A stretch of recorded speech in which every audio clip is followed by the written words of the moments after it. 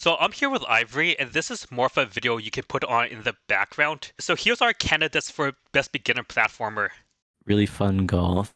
I know that series is pretty popular or like unpopular, but I think it's popular. I know that Really Fun Baseball has a bunch of dislikes, and it's really funny that there's two really blank levels in here. Do you know what Fire in the House is? I have seen that one because the person who made it kept promoting it, and I saw it once. Yeah, you're an undercover investigator going on fake Tinder dates with the difficulty faces. It's so funny. But yeah, for this category, I think I'm gonna have to go with Really Fun Golf. It's like a quality level. It has a certain gimmick to it, and I think people like it. It's popular enough. Yeah, I can definitely see Really Fun Golf winning. The other one I can see winning is on Nerf main menu because you just play as the Spike and just get all the icons. That one seemed fun. Next category is Best Intermediate Platformer. I'd be really surprised if like Vito Gronkas or a Matthew Games level didn't win. Out of these, the ones that I'm most interested in are Displacement and Mind Block from like the little bit I saw in the GD Awards, because that's all I have to judge these ones on. I haven't played any of these.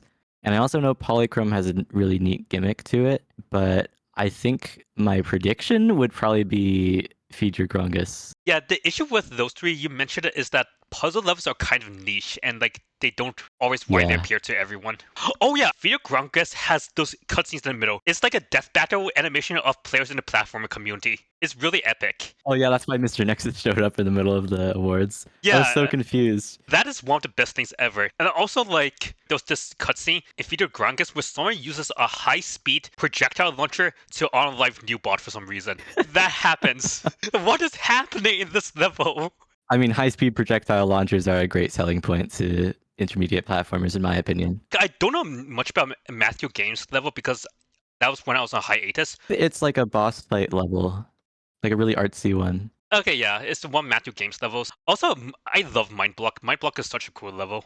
Yeah, like Duo Tetris Pieces was just amazing. So this is Best Advanced Platformer. I have no idea which three of the mythics were going to win. This is actually so unfair. The only one that I've never heard of out of these is RGB. The other ones I've all heard of, and they're all like legendary or mythic rated. This is such a hard category. Like, if I had to guess, I'd guess Geometry Quest 2 just because of how like in depth it is, and I was gonna say Boss Rush too.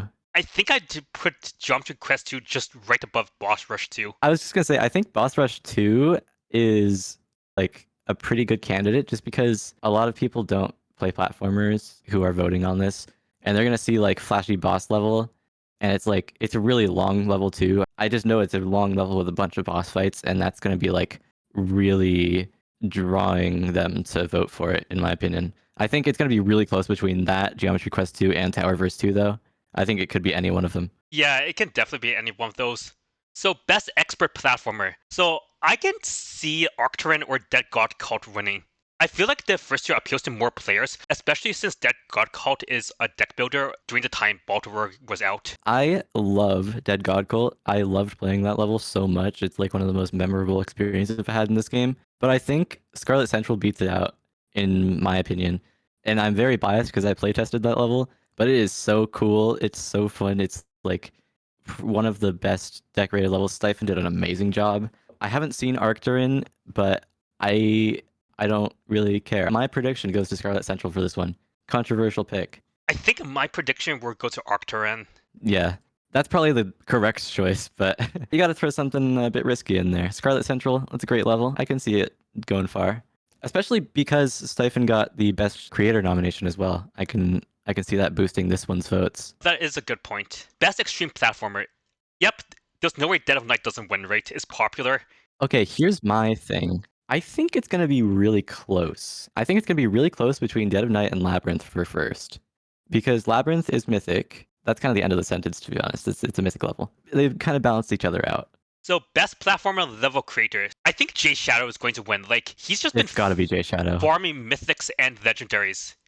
And, Yeah. like, his levels more than any others, like, go on EVW's channel when they come out, I think. Yeah, I think it's gonna be Jay Shadow, and I don't know if it's gonna be close. I guess, like, the second person could be is Moisted Egg, because, like, he's just Yeah, right next to Jay Shadow in the amount of mythics and legendaries made. and they work together on so much too. The last category is Best Platformer Player. It's like the issue with this is a lot of people voting don't know who these players are. I can see Tanuklin winning based off of just the platform community voting off based off the end of year results, or people just voting Dashing because more people know they're the #1 moon grinder. I saw a bunch of people voting for Rev because he's the only person who has a different robot on the form. Is that actually a thing?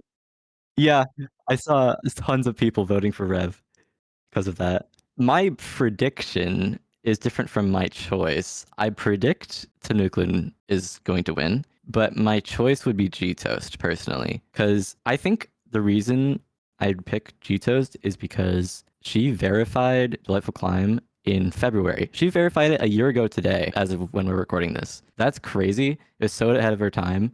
And she was just consistently ahead of the curve for the entire year up until the end. So like even though she got beaten out in the end, I think she's still like the best of the year. That is a good point because literally, if she didn't take a break, like the other two players behind her wouldn't have catched up. I do agree Tanuklin will probably win, but if I had to vote for someone, I'd want to vote for Artemka, not going to lie. Like Artemka's like improvement is just actually wild. Like like those stories are about a player improving, but actually just being in really close proximity just to witnessing it. Even this year, he's been like verifying like a top 30 or like beating a top 30 level like every single week. Like Dementia. I also think NNG has a good chance of getting a lot of votes because he verified the top 2 rated levels, I Loved You and Diamonds for Dashers. Oh, actually, Fake Sunrise placed above, but he verified 2 of the top 3 rated, which is a lot. And like a lot of people put a bunch of stake into that, especially non-platformer players. So I can see him getting quite a few votes from that. Speaking of which, I think it's so funny how Ruptime included unrated levels in this list because the platformer community like just places are rated so much that you kind of have to include them when discussing the best platform players. Yeah, I mean, we got what? Delightful Climb, PLS, Meat Tower, Ruined. Is there any other unrateds? I think that's it. But still a good variety of them. It's good to know now that those levels will never get rated. Maybe when we hit like 1 or 2K platform demons, like when Classic hit 10K, those will get rated. Yeah, that's when we get the Ruined rate. That's the end of it. I should speak without an app on my mouth. Give me a second. Subscribe to this second channel